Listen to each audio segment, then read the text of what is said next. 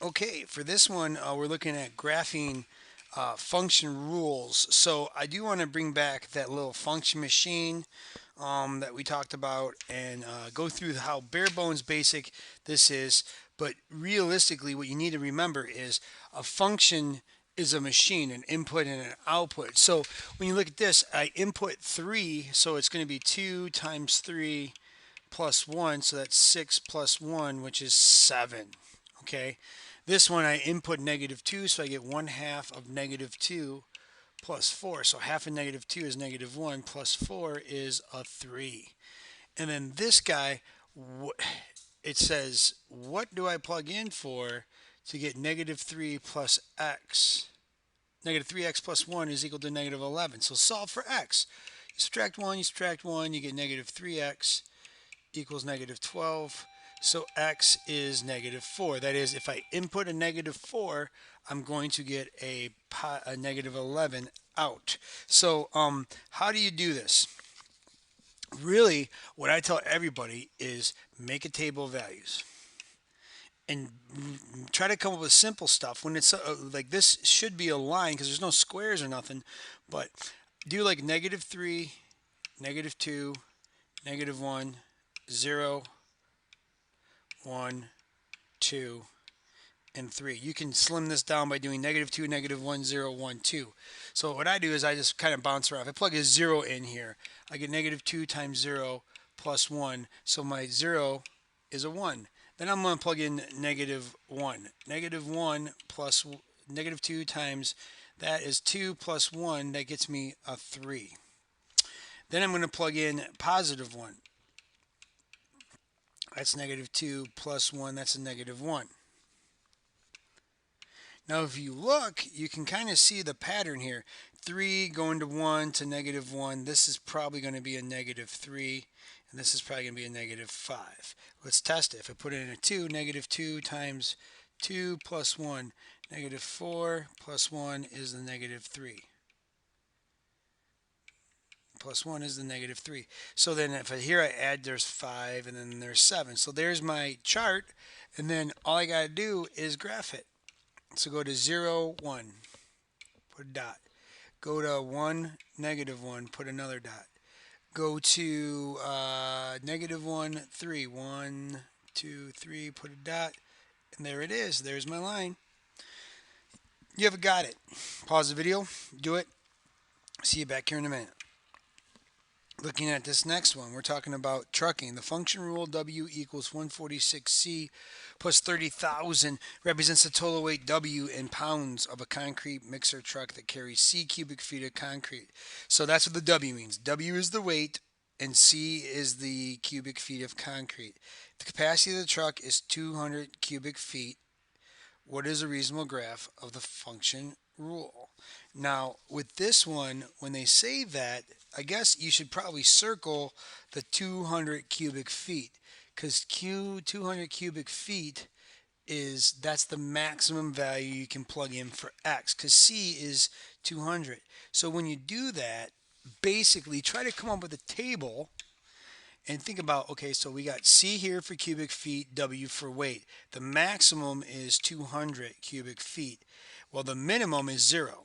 Well, you know what I'm going to do? I'm going to do like 50. I'm going to do 100. And I'm going to go from there. So I'm going to take 0 and I'm going to plug it in there. If I plug 0 in there, the weight is a 30,000 pound truck. If I plug in 50, I'm going to do 146 times 50. 146 times 50 plus 30,000.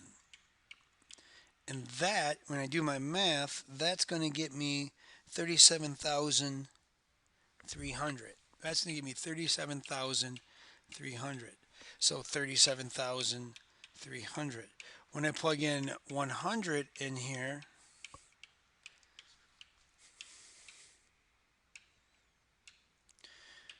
do the math, that's going to get me 44,600. And then when I do the maximum of 200, and I do 30,000, that's going to get me to 59,200. Now, if I want to do the graph,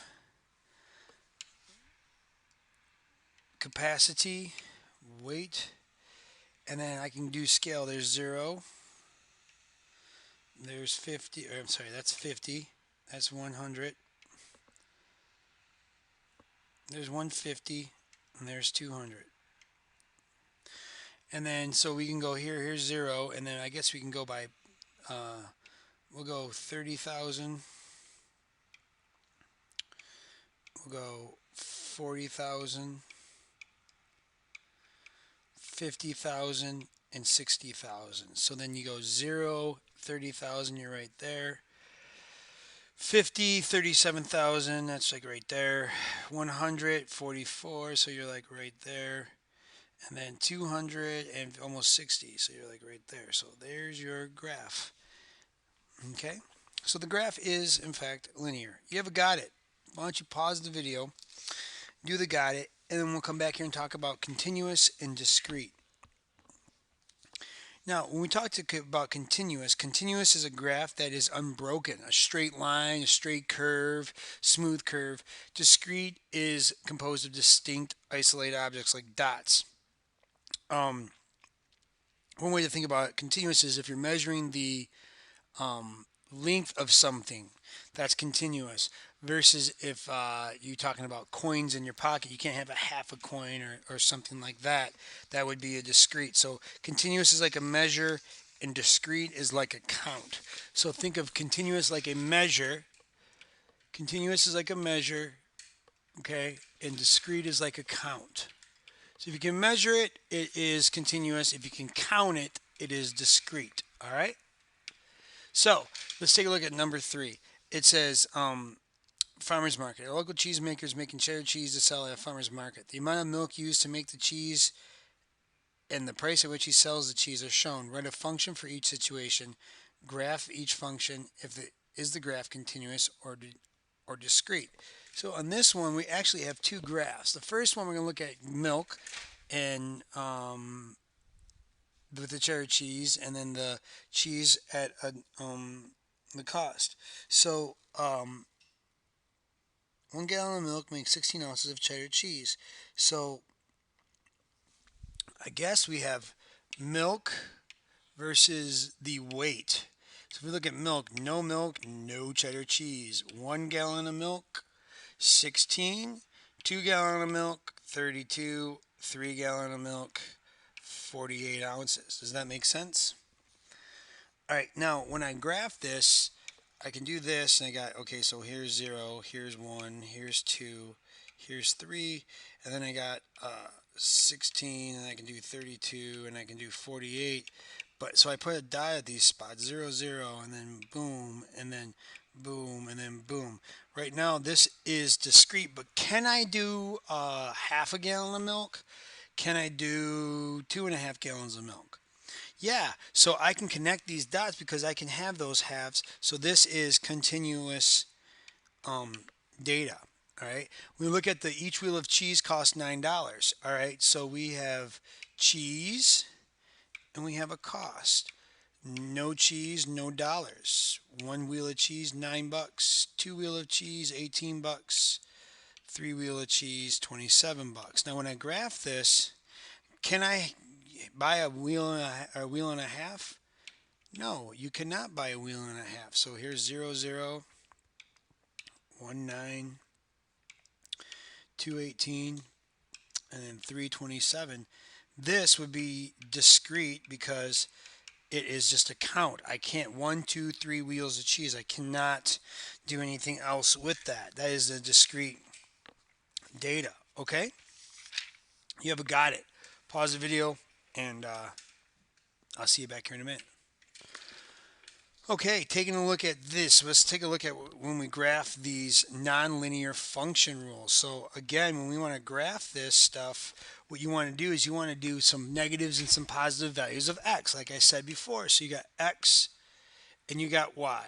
So x, I'm going to do -2, -1. I'm going to do a 0, a 1, and a 2. So let's just plug this in. So the absolute value of negative 2 minus 4. Isn't that 2 take away 4? And that gives me a negative 2. The absolute value of negative 1 take away 4. That's 1 take away 4, so that gives me a negative 3. This is absolute value of 0 is 0, so then this is negative 4, right? 1, the absolute value of 1 take away 4 is 1 take away 4, so there's negative 3. And then 2 would be negative 2 as well. If I graph this, back 2, down 2, back 1, down 3, 0, down 4,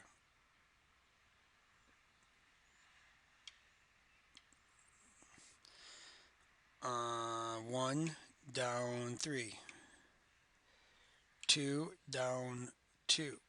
So you make what's called a V. This is an absolute value. This makes a V. Let's look at this guy. Same idea. We're going to do a positive and a negatives here. So negative 2, negative 1, 0, 1, 2.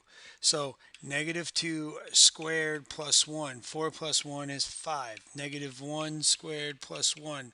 That's 2. 0 squared plus 1. That's 1. 1 squared plus 1, that's 2. 2 squared plus 1, that's 5. This graph is going to be 0 and then go up to 1 right there. And then back 2, 2, up to 1, 2, 3, 4, 5 is right here. And then to the right 2 and up 5 is right here. And then 1 and up 2 and then 1 and then up 2. This one looks like the letter U. This is called a parabola. This is called a parabola, or some people call it parabola, and that's not the right way to call it, but it's a parabola. This is an absolute value function, and this is what we call a quadratic function. And we'll get to those real soon, okay? All right, so do you know what continuous is? If you do, check it off. If you don't, put in words no. Do you know what discrete is? Yeah, it's a count. Check it off. All right, I know this video ran a little bit long, but it is detailed stuff. I look forward to seeing you in class, and may the force be with you.